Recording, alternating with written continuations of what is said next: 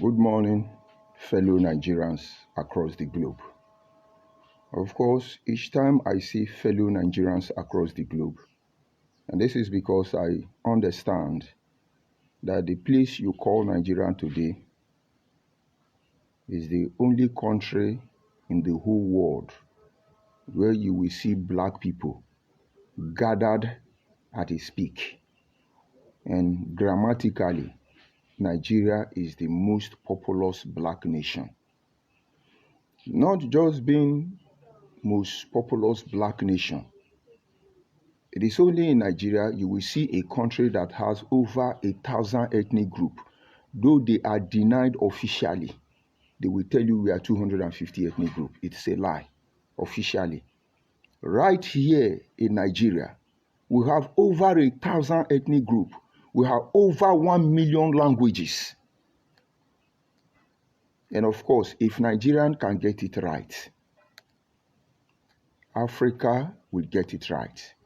The entire black Homo sapiens will get it right. And this is some of the things some of us cannot even visage. And if you can't visage it, how can you harbor it, accommodate it? How can you incubate it internally? How can this dream of yours materialize? And that is why some of you who come into our life along the way, maybe you jettison us or we jettison you. It really doesn't matter because we operate on vibes and frequency. If you are higher than me vibration, I couldn't keep up with you. I need to let you go ahead into the future before me. And if you are lower than me when it talks about vibes, I will not allow you to slow me down. You stay where you are, and I will go there and be waiting for you. But you see, at the end of the day, just like the rally or the relay, I give you the baton, you move on. They hand over the baton to another, we move on. But in the end, it doesn't matter who took the first lap to the last lap. What matters is who won. I am not here to win. I'm not here to sell personality because I have none. I'm not here to prove I know it all. I'm better than you. It's not necessary because without negative, positive is useless. And without positive, negative is useless.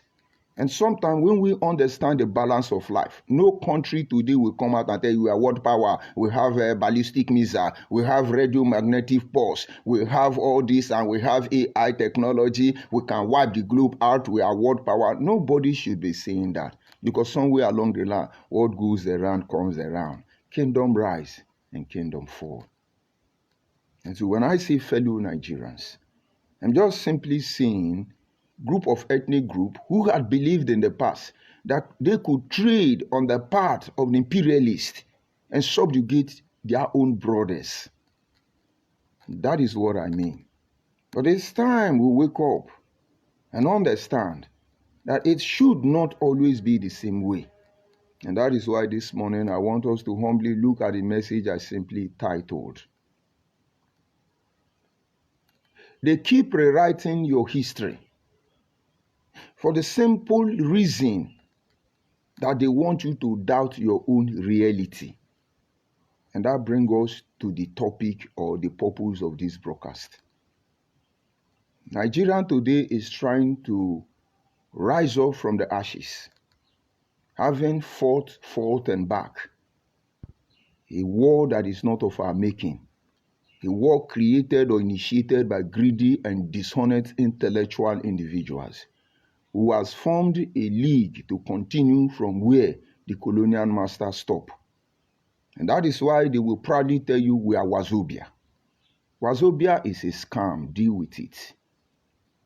It's a scam not because Yoruba is a scam.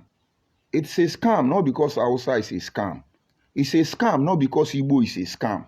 But it is a scam that some group of Igbo people, some group of Yoruba people, some group of Hausa people team together and say, you see all this our other ethnic group, we must suppress them, we must operate them, we must control them, we must dominate them like the colonial master. They can never see the light of another day. And minority didn't keep quiet. We fought back. And that is the era or when the period you will hear about Masterson Constitution, Clifford Constitution, Lugard Constitution, and then comes the issue of Minority Report. We fought, but we couldn't win. We were deceived. Our history was rewritten, and it makes us to begin to question our own reality. We doubt ourselves. Till today, we are still doubting ourselves. Then, the moment we stop doubting ourselves, as supposed minority in Nigeria, we will get our position back. We will be completely emancipated, completely freed, savaged from every level and ramification. You will not understand, but let me try to bring it closer. You know, we will not go school. Make I try bring them down the way you will understand it. I've come across a Gala people in this Nigeria. And I could say that 30% of those who work for me are from Anambra State. But boom, they are not Igbo. They are Gala descendants.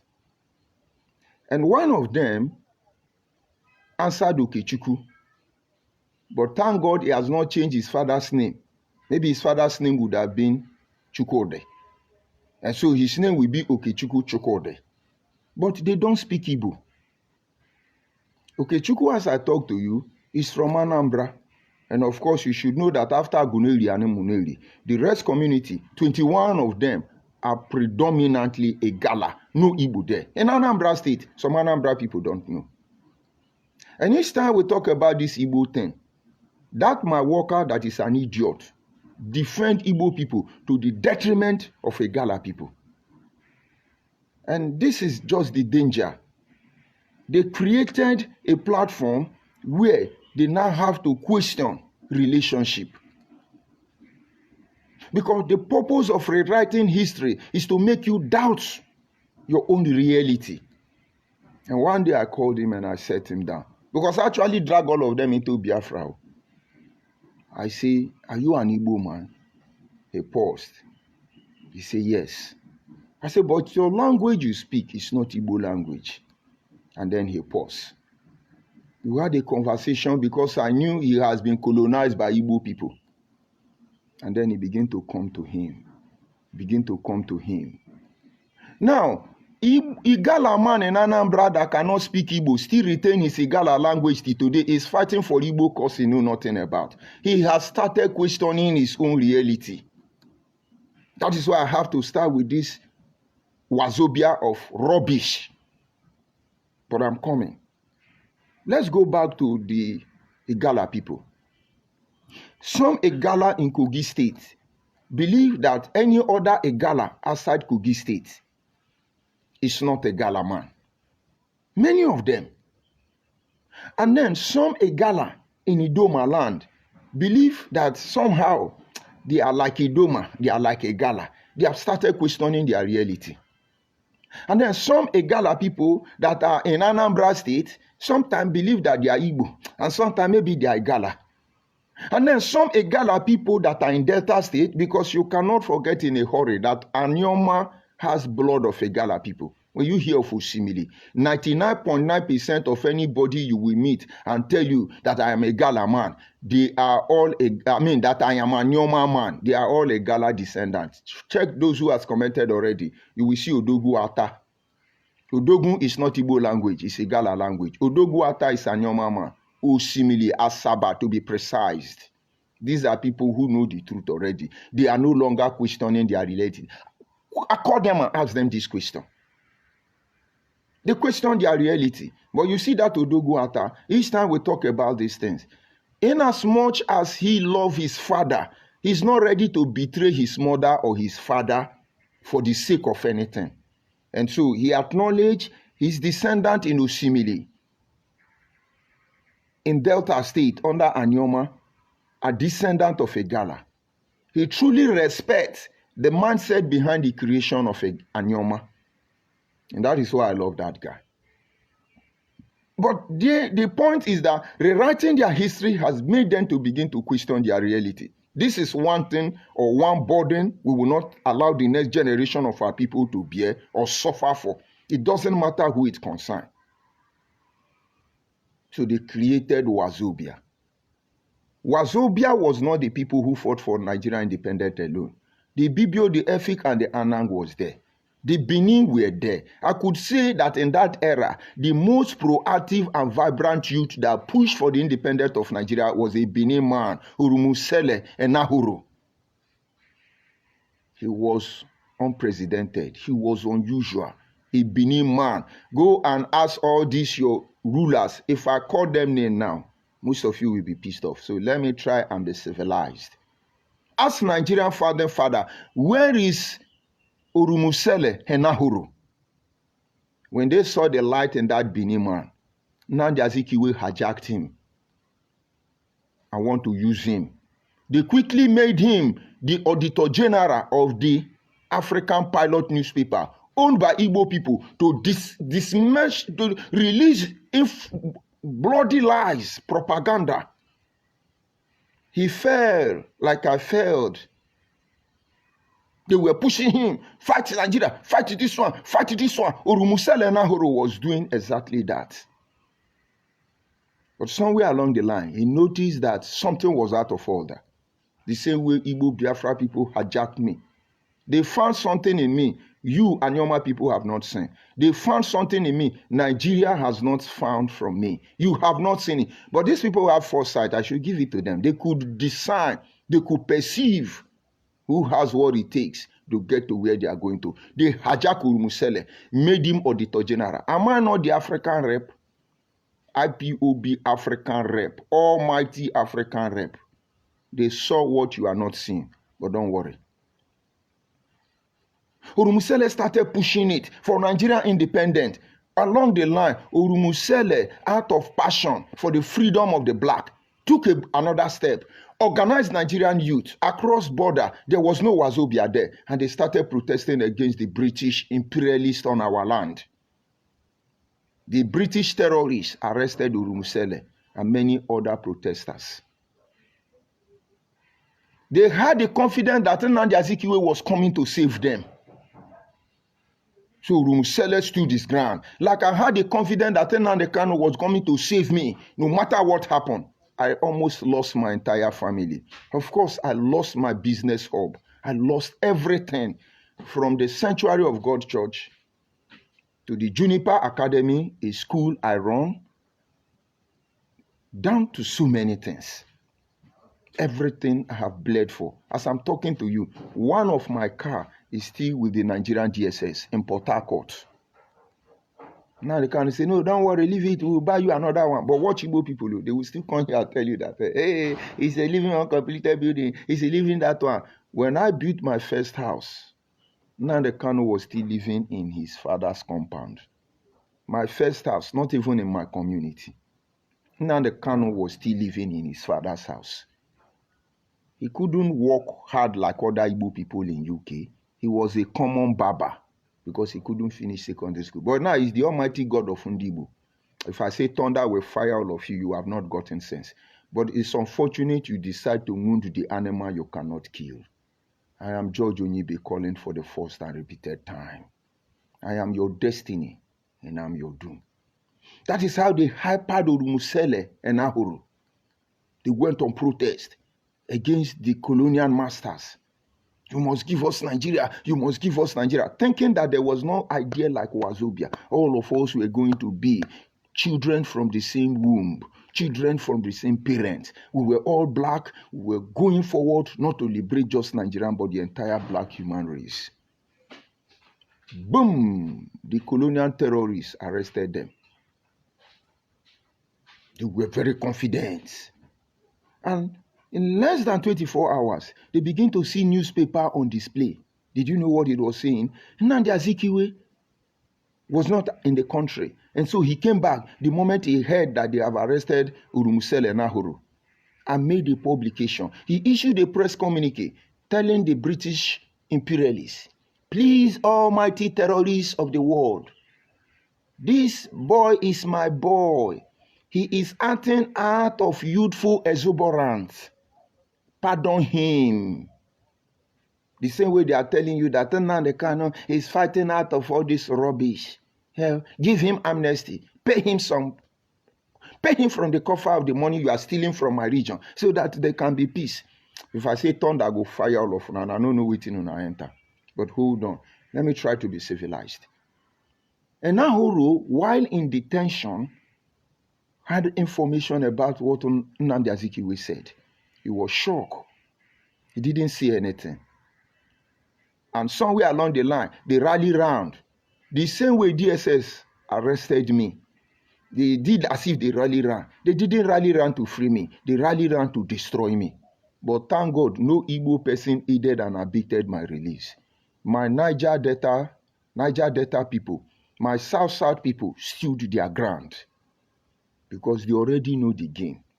That is why I'm talking to you today. Igbo people will destroy me and tell you it is Nigeria. How long will you do this? How long shall they kill our prophet? Why will stand beside and look? Some say it's just to fulfill the book. Now we are here to fulfill the book. The rest one is your choice. And so when Anahoro came out, it dawned on him. He went to write a book he titled, Is Nnamdi Azikiwe a saint or a demon? Igbo people don't talk about it.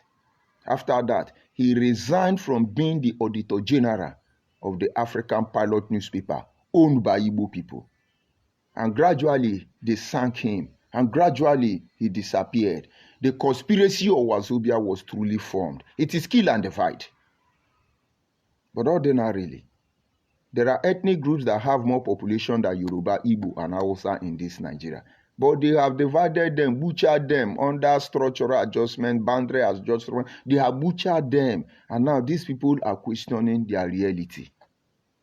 When we were in IPOB, I met an Iyala man in Cross River State, who I know from the lineage or descendant of Idoma people.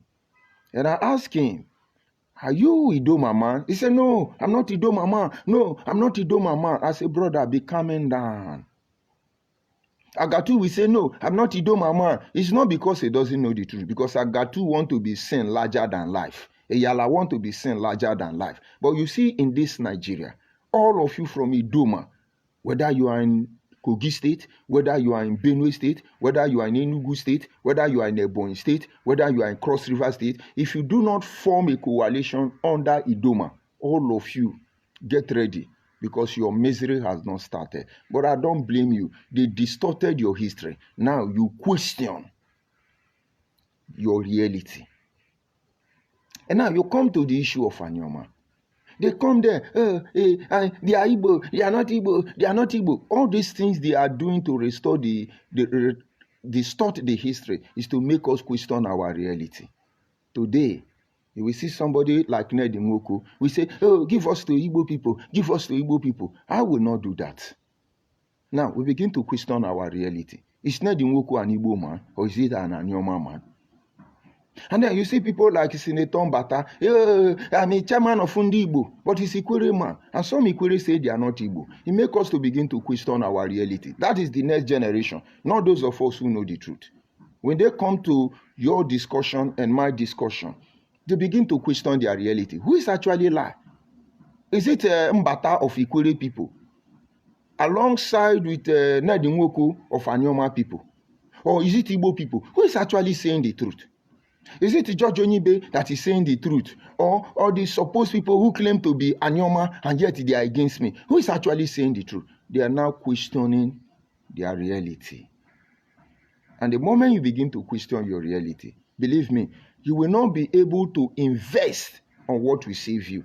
And that is the reason why, after many years, I have called for appeal. After many years, I have reached out to some people. Let us organize a rallying point to salvage the next generation of our people. Some of them think they are helping me. Some of them want to control me. Some of them want to tell me how to reason. My dear, I have conquered that mentality of questioning reality because I have already known the truth. That is why I'm still in uncompleted building. But don't worry, everything big starts small. And so we are not in a hurry. We are not in a hurry. But have it at the back of your mind that the purpose why we do what we do is not to undermine any other ethnic group. It's not to insult Yoruba, insult Igbo, insult Hausa. No, no, no, no, no. It's just to call to their attention so they know we know what they know. What they do after that is entirely left for them. The moment you begin to question your reality, the next outcome of questioning your reality is that you will begin to question relationship. I'm coming before we go there. Let me create a scenario so you will understand. For instance, I'm a Scorpion. When you talk about the zodiac sign, I'm a Scorpion. November 17th. That is my birthday. And as a child, I started studying astrology. And I followed astrology and discovered that 99.9% of how I behave is in line with the doctrine of astrology. It's a mystery. People could read the constellation, the sign from the sky, the weather, the stars, the moon, and they could predict how you behave. I went deeper and I noticed we are all here on different purpose and mission. Some of you are pathfinders. They will call it Onyenchopota in Igbo language. They will call it Panfounders. And then there are those they call custodians. And outside these custodians, there are people they call the ungifted. There are people they call the seekers. All of us are here on a mission. We must accomplish the purpose why we are here. That is why I will not oppose any of you. Because God who created angel, wholly sent, created devil, he didn't destroy any of them. Because the cycle of life must be balanced. Who am I to tell you that you are evil? Who am I to tell you that you are wrong? Who am I to tell you that you are right? The end result is that we should prepare your mind to know that it is what you give, you will receive back. And I studied astrology. I went deeper. Not just knowing how Scorpion behave. I began to see how our life is run and what we are meant to be. I discovered that I am ungifted. I come from those breed of Homo sapiens they call the ungifted. And now, the ungifted cannot kill, but you cannot kill them. So if you want to kill them, you will kill yourself.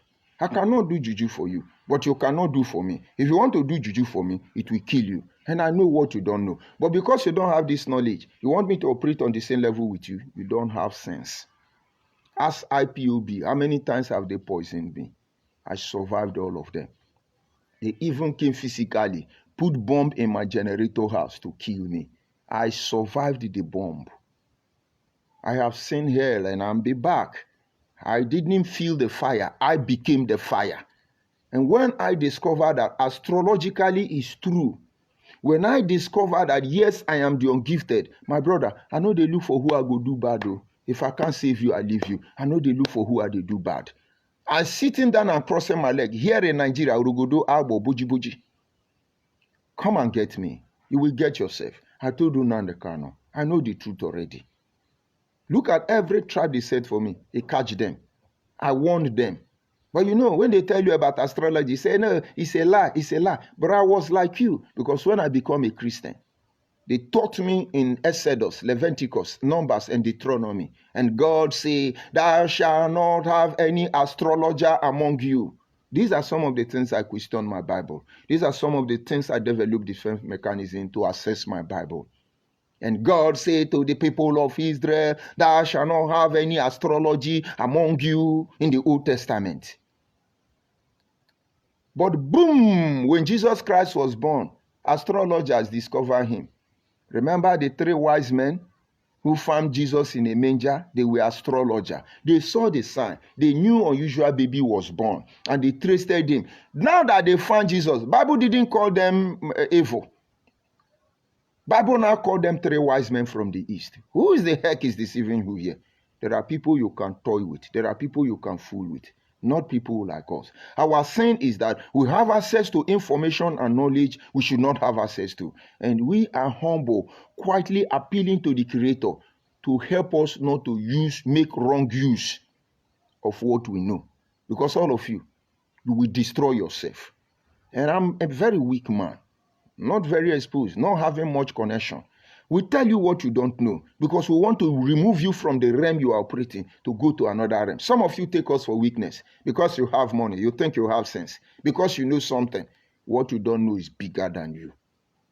And so we have passed the stage of questioning our reality. I am an able man, a car man. If you like, say they are criminal, they are Olusho, they are useless people. They are Mugu. I will not deny my mother. I will not deny my father. And I don't think if you understand that. And so why am I telling you? Because the Igbo Biafra people have taken it as a mission to rewrite other people's history. Look at the Midwestern region, Bendel State, Edo, and Delta. Look at the current day South-South. Comprises of River State, Cross River State, Akwa Ibom State, Delta State, Bayelsa State, of course, Edo State. Just look at all of us. We have never had issue, whether in the Midwestern region, whether in South-South region. We have never had issue until Igbo Biafra people came. They impersonate us, hit our head together. That is instigation. And now, we want to be fighting ourselves. They have unique way of doing what they're doing. Believe me, you can only fall for them only on the condition that they have been able to position you in a place where you question your reality. But it shouldn't be so. Why don't we think about unity in diversities? Why don't we think about how we bring everything we know uniquely so we can benefit from it? Now, let me tell you a little story why it must be so. I am a car man. I know much about my tradition and culture. But just less than a week ago, I was surprised. Something happened that I have to report to the community. And the community said I should go to my family lineage, which I did. I got to my family lineage. I was not satisfied with their ruling. And I told them I would still go back to the king. I went to the king. The king said, if your own family leader cannot settle it, go back to the quarter leader. I went to the quarter section in that village, our leader, and I explained to the man. He delayed in passing justice. And I was not satisfied with it. I went back to the king and I said, these people are not giving justice. And the king, the people representing the king, was trying to play hanky-panky. And that is because it looks like I am fighting somebody. I am challenging somebody. I am contesting with somebody who have the technical know-how, financially. And I smiled. I went to the community. I explained to my brothers in the community and said, look at what is going on. And they said, if the king refused to do the right thing, they told me two things. Now, don't argue with the king because nobody will support you. And that is where value system comes in. If the king say you are madman, you are useless, you are idiot, agree. But tell the king that if the method he used in passing judgment on you is the method recommended by our culture and tradition, that you accept it. But if not, he should wait for it because it will come back to him. He said, don't argue. But as far as you know, they are lying. They have collected money. They are trying to do bubu yege. He said, leave them. There is another circle. They are neither king nor queen. They are neither noble nor chiefs. They are neither native doctor nor anything. But they are empowered to one end and one end alone. Boom! When the chiefs in the king's cycle wanted to pass judgment against me, harassing me, trying to intimidate me. And I said to them, I'm not here to contest your decision. But if I can't find justice here, and I mention the name of that group, I say I will go and tell them. And if that group will not give me justice, then we will look for solution. Immediately I called that group. The palace was shaking. I won't call the name for you. The palace was shaking because even the king will have question to answer. This is not just about one community. This is not just about one quarter. This is not about my family. This is about the very, very fabric foundation of which where I come from was laid up. You know, we have kingship. We are not like Igbo people that tell you Igbo Nweze, Igbo Nweze, but yet they are having king everywhere, but they don't have king. Igbo don't have king, Igbo don't have king. But everywhere in Hausa land they have king. Everywhere in Yoruba land they have king. Even in my village they have Igbo king. But in their place they tell you Igbo Nweze, Igbo Nweze. They want you to question your reality. And maybe you are learning. If you are not learning, I can't help you. If hatred drives you as Igbo person, no problem. Continue without hatred. You're going to enjoy what you are giving to other people. Because I am your destiny and I'm your doom. That is why I always tell you. You want to kill me, you will use your hand and kill yourself. If you poison me, you will poison your first son or your first daughter. You will kill yourself. You want to arrest me, you will arrest your entire generation. Everything you do to me, it will go back to you. It's not about me. There are many of us who are like that. Oyibo will call you the mutants. That is what Oyibo will call you. And then they harness their potential. But leave it at that, because if you don't know, you don't know.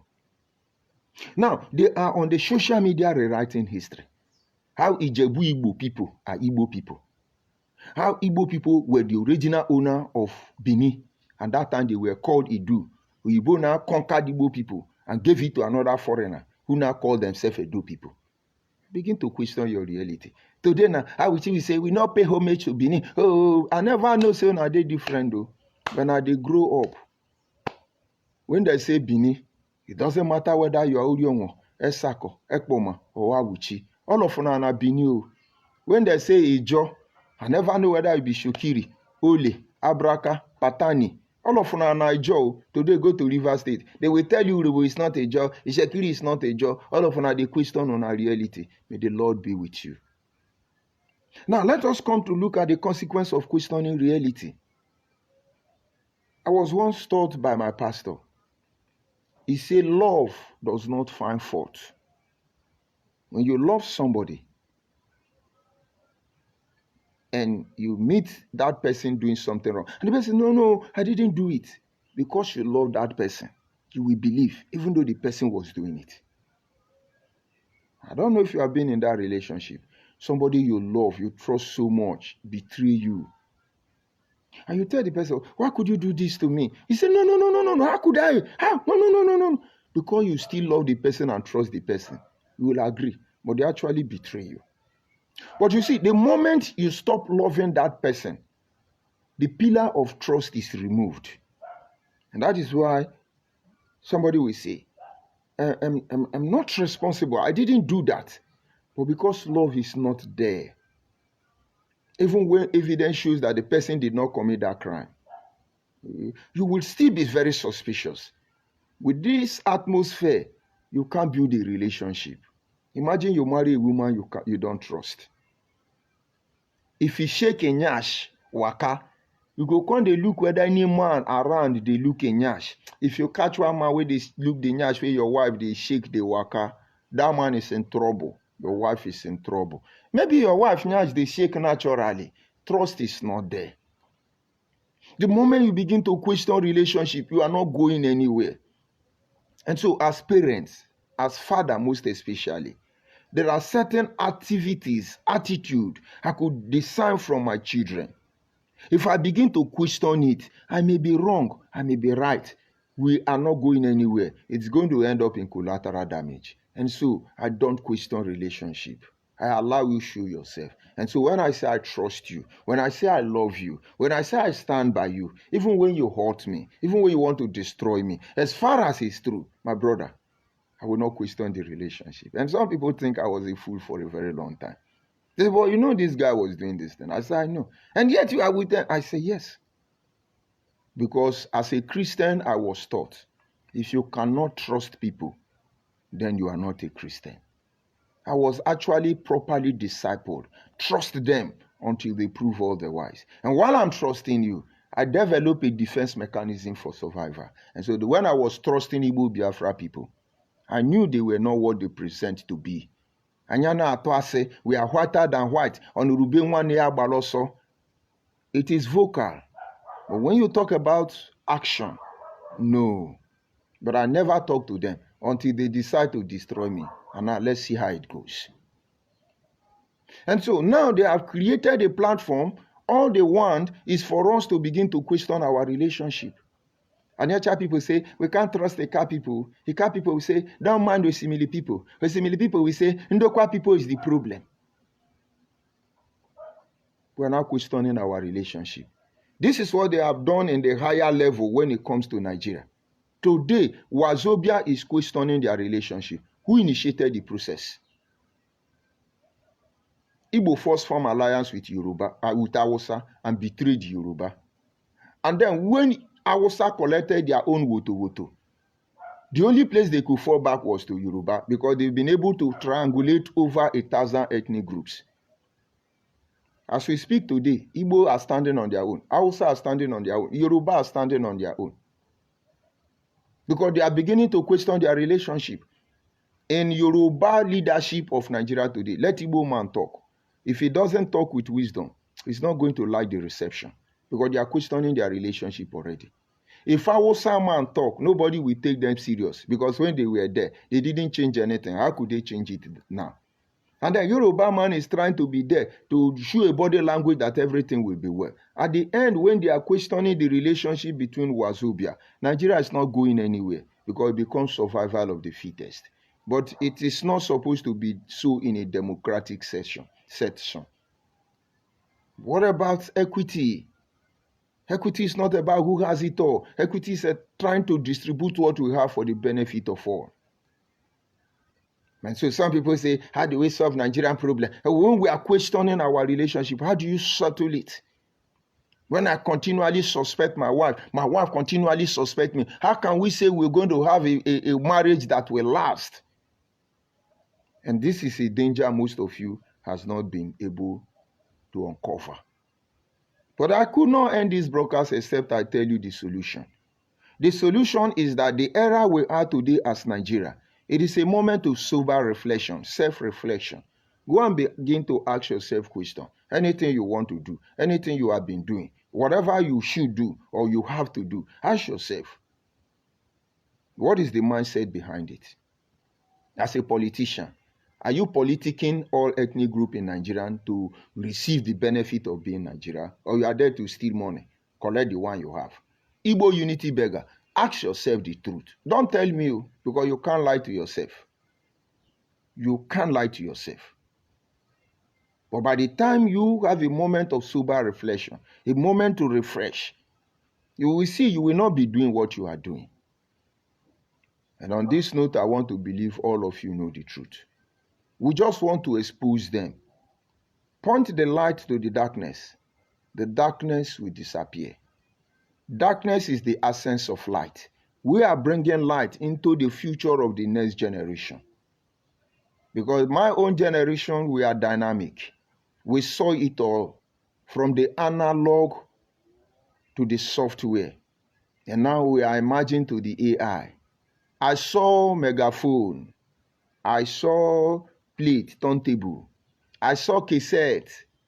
I saw, what do you call it? Disc. I saw your flash drive. And I'm seeing everything I need to see. I was able to adapt from megaphone to turntable to radio cassette to VHD cassette player. I was able to adapt. I still adapt. I used a flash drive. I used disc. And now I'm going into AI. And if they have to bring anything, I adapted from the ancient and I'm the modern.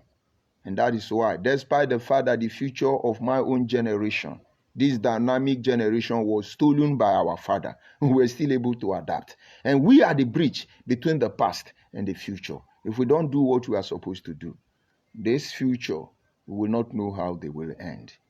And so for us to have a prosperous nation, a nation that is unified by its diversities, these are the things we need to do. Focus on the people trying to rewrite the history. Because you now see what it boils down to. When they rewrite your history, it makes you to question relationship, question your reality, and automatically you will not succeed. It is a moment of self-reflection. Those of you considered Igbo group, oh, Abikwere Abi Igbo, but then no, my dear, question your reality. Moment of sober reflection. No, I'm Igbo because I answer Ikechukwu. Oh, and your people, we are Igbo. Oh, we are Igbo. My dear, question your reality. A moment of sober reflection. We're trying to create a platform to make you recover yourself. Because under our watch, nobody will be allowed to serve the next generation of our people. Having said that, let me go to the comment section, receive my insult, and of course, move on. And don't forget, we're still trying to build a station because we want to build an institution. We want to create a rallying point, not to antagonize any ethnic group, not to fight anybody, but to make sure that every ethnic group in Nigeria is preserved. Nobody will be assimilated by anybody. If I am not, I am not. And if you are not, you are not. Deal with it. And I've been making appeal to some people indirectly. We need to set up a studio, a podcast studio to go with. And some of them don't seem to understand. Some say, oh, I'm here, you are in this level. I will teach you about that later because you're truly not informed. And for us to leave this uncompleted building, it's a project I could afford, but it's not my project. And I do not intend to sit on it as Nnamdi Kanu sit on IPOB and it become his family business. No, we're creating an institution where we will hand over to the next generation, giving them access on how they can manage it. Next generation of Nigeria, it will become the people's parliament in the end. So everything big starts small. If somewhere along the line, you think you can buy into this vision, come on board. But believe me, I will not tell you what it entails. I will tell you what you need to know, stage on stage, until we get our podcast studio. And then those who made it possible, I will give the dream to them. And then I will take a bow. Thank you. And so I see my brother, of course, Uduguata, Woma, Wenem, Ndo Ekelemi. And of course, my brother, Henry Chimezie. Henry Chimezie, Ndeo. It's a good man. Henry Chimezie is a good man, believe me. Somewhere along the line, we perceive. When I was wrestling for Bender State, there is something they call perceive. When you fight and fight and fight in wrestling, and you see your opponent is having upper hand, and you are tired, you do like this to your referee. And that is, referee, I beg, stop and make kill me. Something is wrong. I need to get my bread back.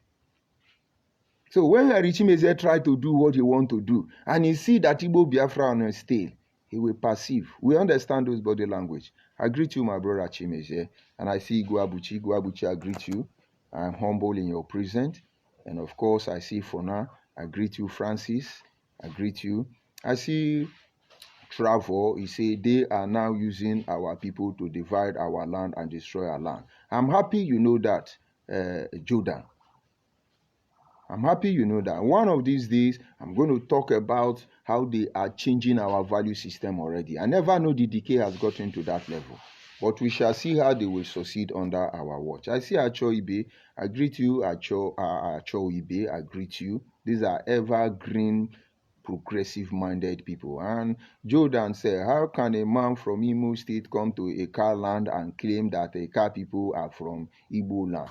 My brother, it's amazing. It's amazing, honestly. It's amazing. And then I see Kevin. He said, this man need to be protected. Hope all the messages is getting to Tinubu. Biafra should be swallowed and conquered. Other tribes. Of course, Kevin, Tinubu may not have what it takes to protect me. And even if he have, he may choose not to. Because sometimes I pinch Yoruba people. Tinubu may not like everything I say. But then, who is Tinubu? He has 8 years. He will put people who will not totally agree with him. But I will appeal with him respectfully to stop the creation of Anyoma to Igbo people. In fact, in his tenure, he should cancel anything creation of Anyoma until we get our sense back. But if they think other minorities supposedly will watch them destroy us, conquer us, assimilate us, it will not work. But whether Tinubu does what he has to do or not, Tinubu will go for 8 years. And that is one thing none of them will do. Tinubu is not Goodluck Ebele Jonathan. If we know what we know today, Father Mbaka and other Igbo Biafra like P2B them will not be able to mesmerize that. Not even Donald Trump of America. They will collect their own. Time is coming. Thank you, Kelvin. And then I see, say, how can a man, okay, let's look at that. I see a Choibe, where are other insult, no Igbo Biafra here. Yes, my brother. I greet you. He say, lunatic, cold-blooded, murderers, coward, Kano. Of course, they are still trying to protect him. He's a savior of Fundigbo. Every criminal that busts out from anywhere, he's a savior of Fundigbo. You have Ikemba of Fundigbo. You have Ijeli of Fundigbo. You have Ohamadiko of Fundigbo. Many idiots is going to come out. And all they are doing is not stopping their madness in their space. They are extending it. It's a shame they don't have a king in their community and they can boldly, vigorously tell you Igwe Nweze. But they have Eze in my village. Thunder fire all of now. Don't have king in your community. Now you have king in my own community. Thunder fire all of now. Don't worry. What you are asking for will not come the way you expect it. Uyi, I greet you. Good morning from here. Good morning, Uyi. And of course, I think that is all I can attend to this morning. I see Tunde. Tunde, I greet you. I love Tunde calling me Diokpa. Tunde, you will be sanctioned. I have to investigate you. So you know the meaning of Diokpa. Ordinarily, they say Maze. I'm not Maze. I'm Diokpa. And I see Paul. He say, what is Paul? He say, your small influence rooted in lies and false popularity will disappear suddenly. My brother, let us see how it ends. Who am I to begin to argue? Truth does not need defense. What you don't know is bigger than you. I was with your brother Nnamdi Kanu, his entire DOS and HOD. I was with all of them. I supported Igbo. Go and ask Professor Lot Eku. At least he's a progressive-minded Nigerian. Maybe he will tell you the truth. You are an idiot. Cheap, small idiot. You see this one we enter. You think it's about me. Before I came, there was nobody defending Eka people on social media. But go and look at the social media. There are a lot of Eka people now giving all of you headache. So it's not about me.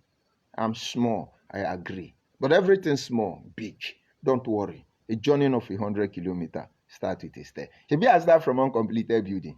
It debunks your lie that I collected money from Nigerian government to fight in the Igbo. Oh, I will saboteur. You don't call saboteur again. Did you remove it from Igbo dictionary? For fear. Go and deal with that. Buy paracetamol. See you on my next broadcast. The journey has just begun.